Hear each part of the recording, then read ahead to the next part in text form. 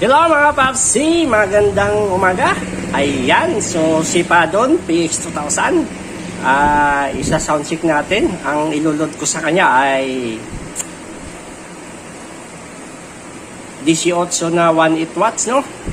Ayan, so kakayanin kaya to ni Padon si 1.8 watts. So may mga nagsasabi kasi dito sa amplifier na Padon na napakahina daw itong amplifier na ito.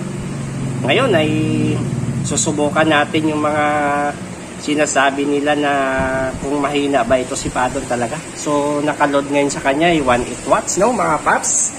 Ayan, so ito ngayon ang ilulod ko dito, no, yung sa halimaw box ko na 1.8 watts na 18. Ayan, dalawang pares. At iyan yung ating mid-high, yung Joson Airbus Fighter na D12. Ayan, so nakasit up na